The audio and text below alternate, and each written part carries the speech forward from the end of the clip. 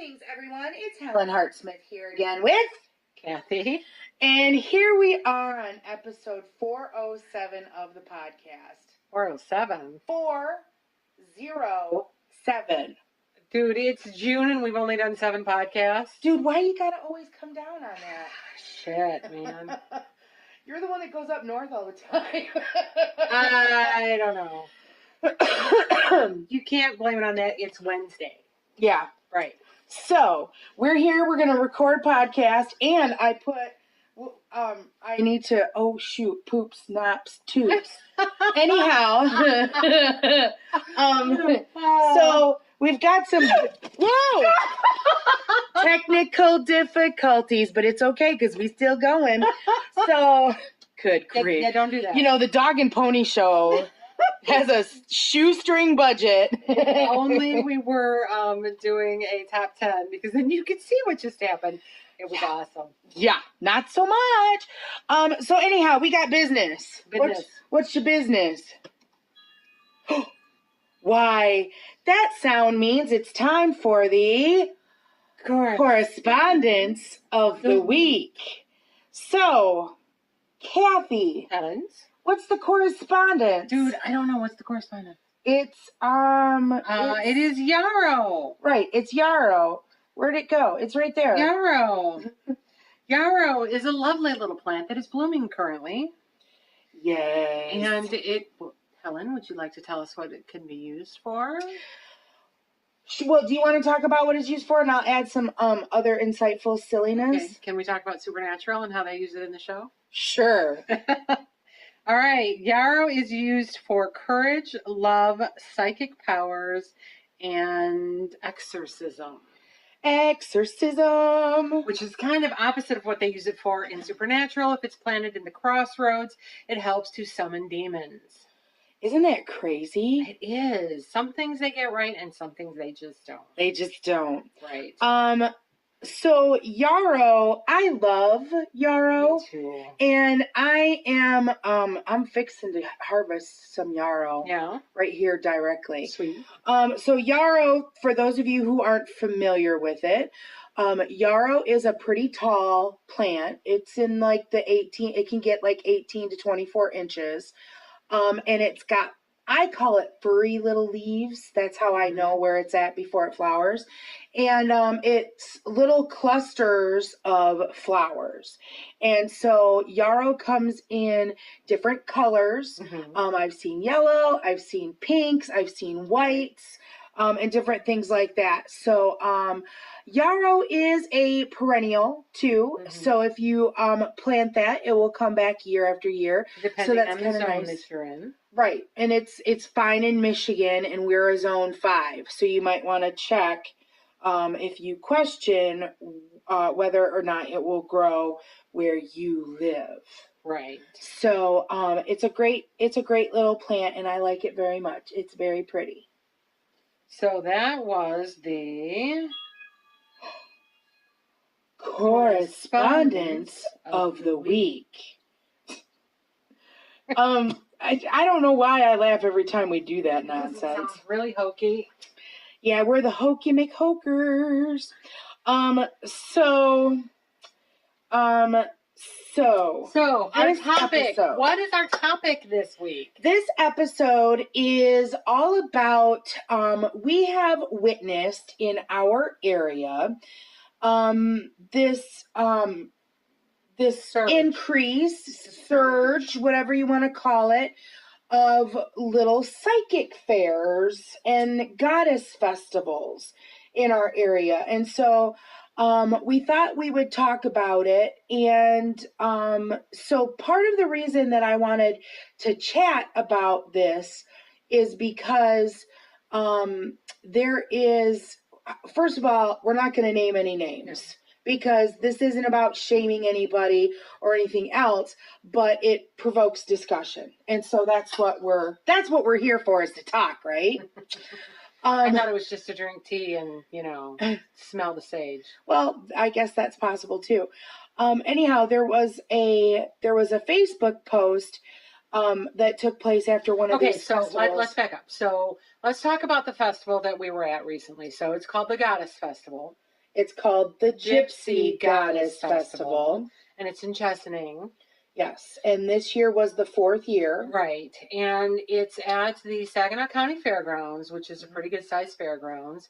And most of the vendors are in the pole barn. I don't know what they call the pole barn. Well, it's a main barn. It's Yeah. I mean, you can rent out that space. Right. So they had the main barn, and they had some other vendors that were also out in tents close to the barn. Mhm. And how many vendors would you say there were?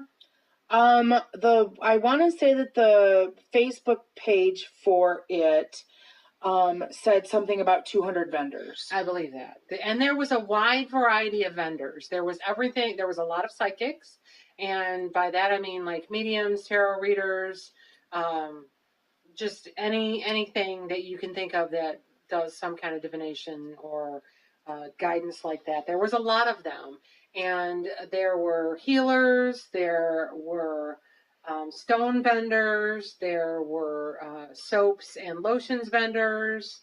What else? There was everything. Tools. There was, you name it, they had it there. Right. And so big wide variety. And there were a couple of vendors that also sold witchcraft items, because while this was not a witchcraft festival, this type of event is really a draw for people who practice witchcraft or some form of paganism. Mhm. So, well, yeah, I think obviously that we went. Yeah, an event like this is a draw for people like that. But I think that given the fact that paganism is still considered a fringe religion, Right. You our number, let's face it, our numbers are not that high. No. And let's talk about like the area. So Yeah. as Kathy said, this was at the Saginaw County Fairgrounds, which is located in Chesaning, Michigan. That is like smack dab in the middle of mid-Michigan. Okay. It also happens to be the town where I grew up. And so this town is a very small town. Right. There's and it has been hit pretty hard in population in recent years, because when I was in school, which was quite some time ago, that school district, I was told, had the second largest in size district in the state, and that's based on the spread. And that's because there's a lot of farmers in that area. I don't know how other states handle like classifying schools for sports and stuff like that, but Chesaning was considered a Class B school, which Class A's are going to be your biggest schools, and so B is, the next level down. Well, as of right now, it is considered a Class C. So it has lost, per cap. And I don't, like I said, I don't know how those things are established or anything else, but this is a small conservative town. Conservative being the operative word. Well, yeah. When I was growing up, there were a lot of elderly, and it was difficult to pass a millage. Right. So very conservative. Although we had a hard time in Shiawassee County also passing millages. Right, in recent years, but this was, 20-some years ago. So conservative. And so, as I stated, this year was the 4th year for the Gypsy Goddess Festival. And I remember when I first heard about this, I was shocked that it was happening because, again, conservative, very religious, the typical family in that area. And so the fact that they were open to something like this was very surprising to me. But I think that it wasn't necessarily publicized as, you like witchcraft, come on in. Mm-hmm. It's more I feel it's more publicized of a carefree, come buy some rocks, maybe see some psychics, but not necessarily geared toward people advertised as if it is for people with alternate spiritualities. Well, because a lot of people who are Christian still go buy crystals. They buy homemade soaps and lotions, and they buy homemade jewelry and things of that nature, and they go see psychics. Well, and and quite honestly, that's the point that I'm getting to, is that you can't have a fair or a festival or whatever you want to call it and expect it to be only pagans. Right. Because I think you're limiting your demographic, and let's be real. This festival, in its 4 years, it has grown quite significantly, because when it first started, they only had half of that main building. Really? And that's what I've heard. I did not go to the first year.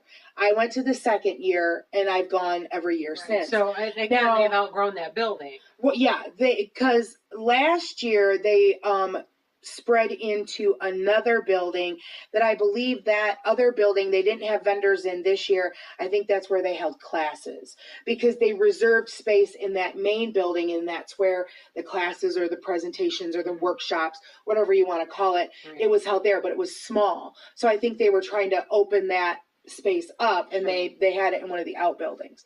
It has gotten bigger. I'm afraid, though, this year there was rain throughout that weekend. And I don't know if that affected turnout, because I was kind of trying to gauge things, because the second year that I went, it was so packed in there that it was heaven forbid there was a fire, because it would have been crazy to get out of there. Like you were moving very slowly. I was wondering, because it was even larger this year, like, were their numbers higher? And some folks have said that, there just wasn't the same amount of people there. And so I don't know, have they reached a point where they're going to decrease now, or were people kept away from the rain? Well, not really sure. I think that they were successful enough that they're now going to do a fall festival. Well, and any hurt in numbers for this year, you're not going to see any ramifications from that until like maybe next year, or maybe a couple of years down the road. Right. So that's what this festival was. And then we've also seen in our town. See, I live in one town, Kathy lives in another town, and we're kind of like neighbors. They're pretty close. The border between the towns is like, it's not like you have the town border and 10 or 15 miles. It's like you have the border in a mile, and you have the next border. They're really close. Pretty on top of each other. So in the town where Kathy lives, for the past maybe 2 or 3 years, there has been what's being dubbed as a psychic fair. That is happening in a building in one of the city parks, and they're actually doing this twice a year. So there's a spring one and there's a fall one. It's actually a group that goes around and does a lot of small areas, because I know they do it in Lapeer, and I can't remember where they've got a little circuit around, and they do the circuit, and they do it twice a year, and they have psychics. They have a big it's very scaled back, more psychics, less vendors. Right, but they do have several rows of vendors. It's nothing like the Gypsy Goddess Festival. No. The building is just not that big. The building they do it in is not that big. Right. There are other buildings. But it's an adequate amount. Right, it is. And it's interesting because they also do classes. They offer, I don't know, 5 or 6 classes over the course of the day, and they have healers as well. So a friend of ours is actually involved in organizing it, and we're very happy to support that, because I mean, we went years not having any not having anything. And again, it's not geared toward pagans or witches, but it's geared toward people who believe in a little bit alternate spirituality and want to go buy the homemade soaps that don't have any, crap in it, or minimal crap. Want to have the handmade jewelry, or the hairspray that is in the glass. There's a lot of people that do natural products and all this kind of stuff. So that's kind of like a little background on kind of some of the things that we've been experiencing in our area. And what prompted the discussion on this podcast is one of the vendors that was at the Gypsy Goddess Festival posted something. It was their first year there. Right. And they own a business. They own a physical store in the state. As I said, I'm not super comfortable. Like, I don't want to point a finger. We're not going to name names. No, but their post is kind of why we're having this discussion. So they posted after the Gypsy Goddess event that that they were surprised that the event wasn't very witchy, that there was very little witchy product that was there. And this particular business, as I said, they have a physical location, but they also make a lot of witchy tools, like athames and wands and incenses and stuff like that. And it's actually a lovely store because we've been there. We try to hit everybody. Yeah, as witches, we try to spend money locally as much as possible. Share the love. Exactly. And this store is a witchcraft store. Right. They have classes. They do rituals. They have everything from books to wands to athames to statuary, everything to clothing, everything you could possibly need to a witch would want. Right. And so I didn't see this particular post. It was brought to my attention by a friend of ours. And this person was actually offended enough because, there was talk in the post, and I went to go find the post, and it has since been deleted. Right. So there was a lot of discussion that I'd seen. And so I'm not sure what prompted the folks to remove it. Yeah, I read it when it was pointed out to us, and I wasn't as offended as the person who pointed out to it was. So the whole gist of their thing was, it's not witchy. Why did we even go? It's more hippie, this, that, and the other. And I guess for me, for reasons that we've already talked about, that, the fact that, yes, there are quite a few pagans out there. And I feel like our numbers are growing every year. Well, the thing is that I think our population is hidden because a lot of people have pagan leanings, but they're afraid to speak out. Right. But, even though our numbers are growing, we're still considered a fringe religion. Right. Because we're just... Right. We can't compete with the Abrahamic tradition. So if the Gypsy Goddess Festival or even the Psychic Fair were to come out and say, especially in this area, try to do an event like Convocation, where we know it is a pagan spiritual event, gathering, they would probably get, not necessarily denied, but they'd have people who were speaking out against it. I mean, the place that we do our pagan meetup, they have asked us not to advertise where we do it at because somebody brought the paper in and said, oh, you have witches in there. What are they doing in that room that we use? I mean, that's the type of attitude that we get. So you can't come out and say, this is a witchcraft event, because that's not going to fly in our area. Well, not only that, but the fact is you won't get numbers. Right. You can't. We are not up there in numbers enough that we can make an event like that solely fly on its own. Not to mention the fact that because things are so negative about witchcraft and Wicca and paganism, that if everybody wanted to go to it, enough people to sustain it, they might not go because they don't want to come out of the broom closet. We have people who won't come to our meetup because they're afraid to be seen at a pagan gathering, any pagan gathering. And that's unfortunate that we still live in a time, well, I'm not completely surprised given where we're at socially in this country in 2018.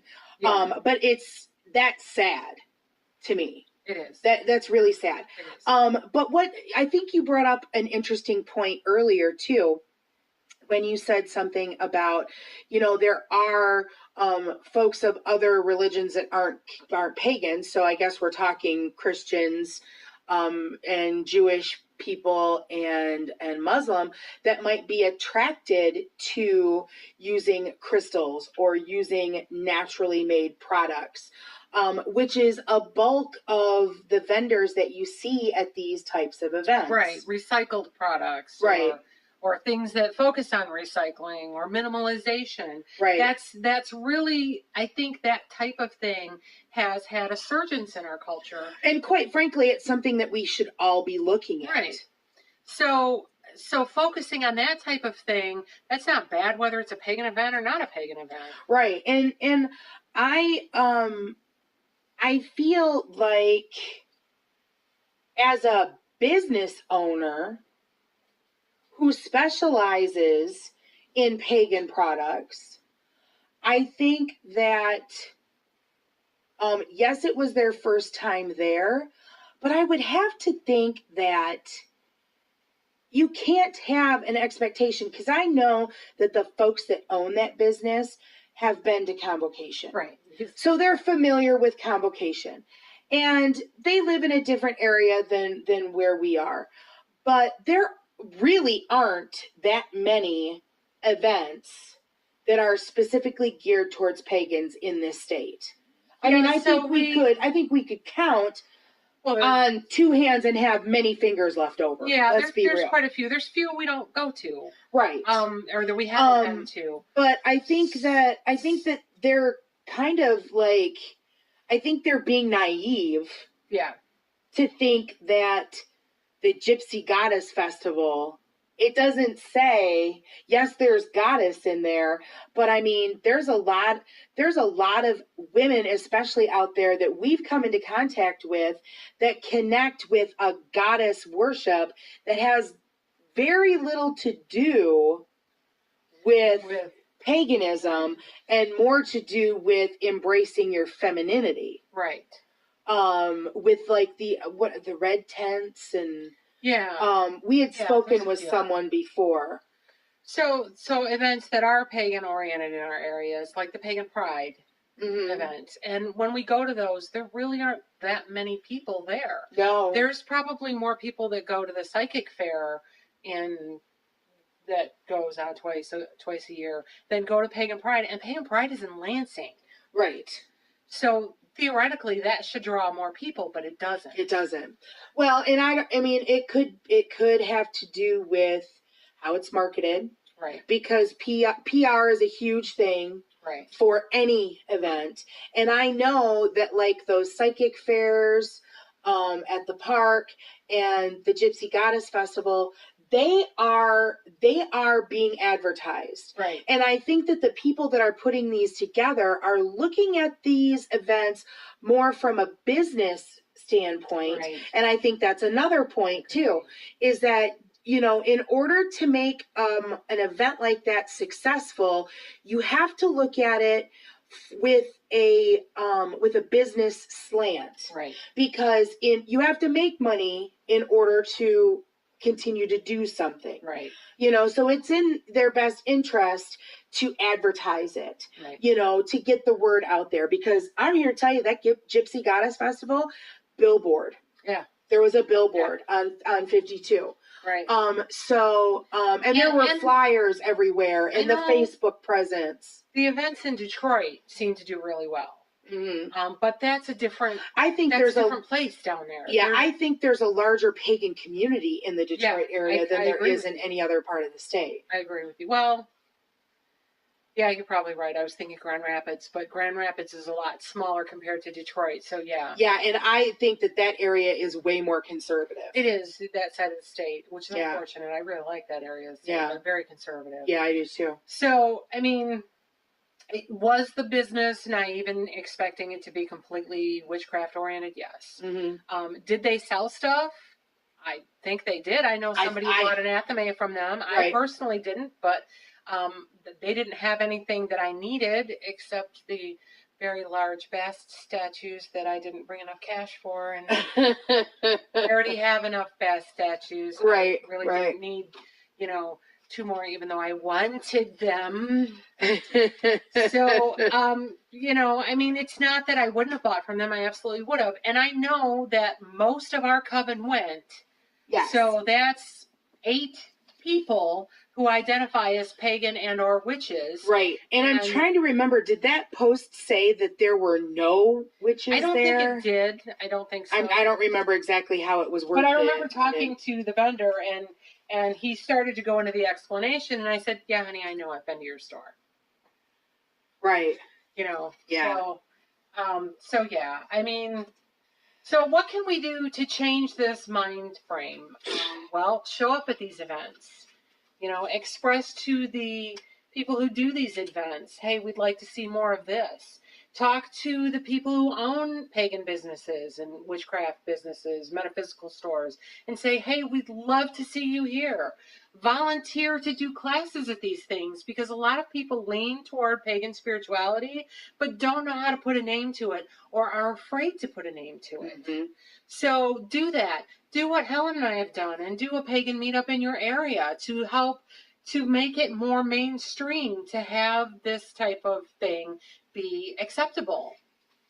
Yeah, I think that, I mean, I don't know that you can't, unfortunately, we can't influence, you know, everyone's opinion and stuff like that. But I mean, well, and maybe we can just by talking about it. It's a drop in a pond. Just that one little pebble doesn't do anything, but those ripples spread out and out and out. Right. And we need to start those ripples. We need to start the pagan events where we talk about how this is not devil worship and we're not hurting anybody and this is a perfectly acceptable religion, so that more people will feel like, yeah, okay, I can do this too. We need to be the examples of a perfectly normal pagan who lives a perfectly normal life, to give that example out there so that other people can feel like if they feel this way, they're also perfectly normal. Mm-hmm. But as far as like, I'm trying to think about like that business owner in specifically, and you know, because there were some hurtful things that were said in that post, and there were people that kind of followed up on it in the comments. And maybe hurtful is a strong word, but there may be strong opinions is better said, because there were some derogatory things said about hippies. Yeah. There was a comment made about using the word gypsy and how that's a derogatory term. Right. Which, okay, yeah, but I think most people, when they say gypsy, they don't think the Romani nowadays. Well, and quite honestly, that is, gypsy is I understand that it's derogatory, but I'm not a gypsy, so it's not derogatory to me. Not that that makes me care less, but there are people out there making money off of gypsy, right? And so I think that are not gypsies. Well, that are gypsies, that aren't gypsies. I mean, you look at the show. I don't think the show is still on because I don't watch a lot of television. But there was My Big Fat Gypsy Wedding or something like that. Yeah. That was a really popular show. And then there was something about My Gypsy Family or something like that. It's like a sequel or something. Yeah, because I want to say that that was more of a reality show about a family, and I want to say that they had been on my Big Fat Gypsy Wedding, or something along those lines. So I mean, the fact of the matter is that there's money being made off of gypsy, and I totally get that it's derogatory to some folks. And I'm not sure exactly how to make that better, but you know, there's still people using Indians for Native Americans. Well, and the N word that we will not use. Yeah. And I mean, there's still derogatory words out there that are being used. And I don't know how you make that stop. Yeah. I think that's a whole other conversation. Yeah, that's not something that we cover, but I think that what we should talk about is the fact that, especially on social media, I feel that there are folks out there that there's two things that's happening on social media. The first thing is that it's super easy to have that like anonymity of saying whatever the hell you want, trolling, and not caring really about the consequences, because you're not looking the person in the face. Right. So you can say whatever you feel like you want to say, no matter how hurtful or hateful that is. Exactly. And the second thing is that we are becoming really touchy. Yeah. As a society. And I think that's another side conversation too. Yeah. It is. And it's something that for me myself, I know that I can be hot-tempered. And so I know that about myself. And that lends itself to this being touchy, in my opinion. And so for me personally, I can only take responsibility for my actions and my reactions to things. And so I've really kind of taken it upon myself, and I'm not always successful, but I'm trying to not be affected by someone's lack of knowing. Right. And I don't want to say ignorance, because I think that's I think that can be kind of a hurtful word. Well, I know that ignorance is a lack of knowledge. Yeah. So that's why I'm just saying lack of knowledge. And that's something we all have to kind of take for ourselves. Something I want to point out that could have been the cause behind this vendor speaking out in the way they did is I think that they live an extremely pagan lifestyle, as in they are the flowing clothing and the trips to England and the quests for the perfect wood to make for their tools, and they're very much immersed in the witch culture. And that's awesome. It is awesome if you can do it. But not everybody can do that. Not everybody owns a new age store and creates stuff for witches and pagans every day. I work in accounting, okay? Right. I have an office job. I mean, do I have crystals and a little statue of Bast on my desk? Abso-freaking-lutely. I have Legos that is like a temple to a tiger, little tiger temple thing that I have on my desk, and when somebody asks me about it, I tell them exactly what I use it for, and I'm not afraid of it. But I don't live immersed in the witch culture. Right, yeah. I mean, because, we're out and proud about everything. Yeah. And so, I mean, not all of us have that luxury of being able to, live witchcraft every nuance of our lives. Right. So when I walk through a festival like Gypsy Goddess Festival, I did not wear the flowing clothes, although I regretted not doing that after I saw what Helen was wearing. I mean, I had on a necklace that had mystical meaning to me. It was the eye of Shiva. The eye of Shiva, which is it's a shell with a spiral in it, which has a lot of meaning to me.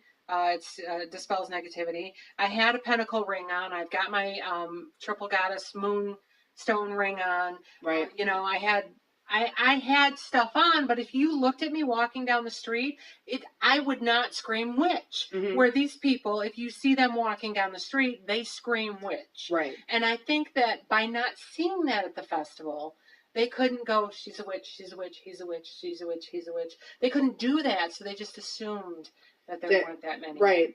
Yeah, and that's a perception thing. And if you want to narrow yourself, because right.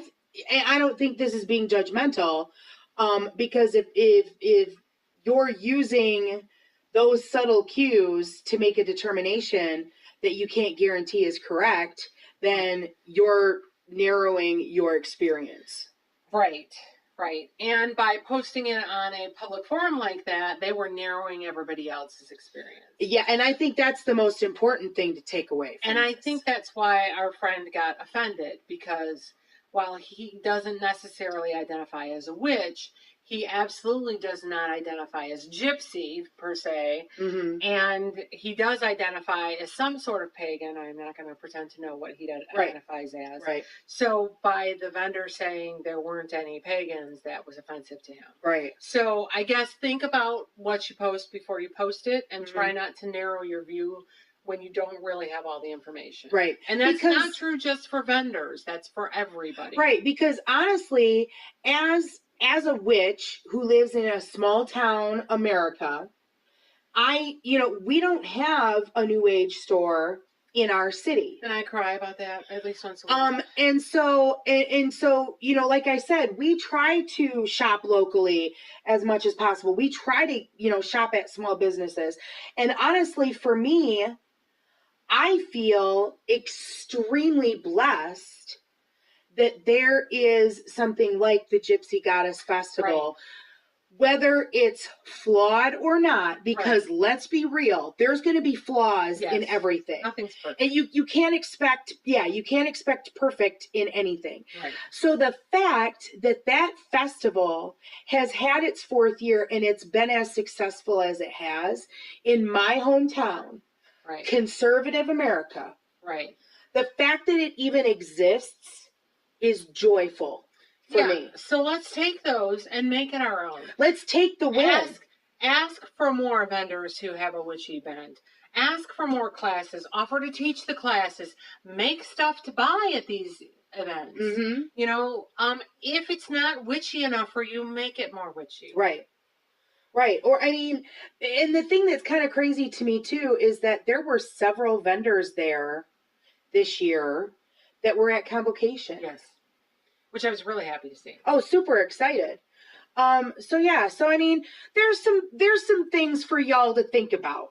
So if you've been to local pagan festivals and you have something that you want to say about that, please do so, because we want to hear what your area is like. We know that we're in a conservative area, but we're not in the most conservative area. Oh, no, for sure. We can be out and proud and not be afraid of it. There are areas of the country where you can't. Right. So let's tell us about your experience at pagan festivals and what ones in your area you feel have been successful or have not been successful. Or if you're running something. Right. This is the kind of dialogue that we hope to start by doing these kinds of podcasts. Right. So, what are your thoughts? Do you agree with us? Do you think we're totally talking out of our butts? What do you got to say? Let us know in the comments. Right. Or you can send us an email. Definitely at heartofthewitchespath@yahoo.com. Or slicevamps@yahoo.com. So if you enjoyed this video, if you enjoyed this podcast or learned something from it, then we would appreciate a thumbs up. And if you haven't done so already, please subscribe. Definitely. We love to have you back at the channel. Kathy and I both have Instagrams too. Mine is Heart of the Witch's Path, and yours is Slice Amps. So that's going to wrap it up for this 407 podcast. We want to thank you so much for checking us out and for making it this deep. And hanging out with us for the almost 40 minutes. That's awesome. So thanks for walking the path for a little while with us. And until next time, blessed be.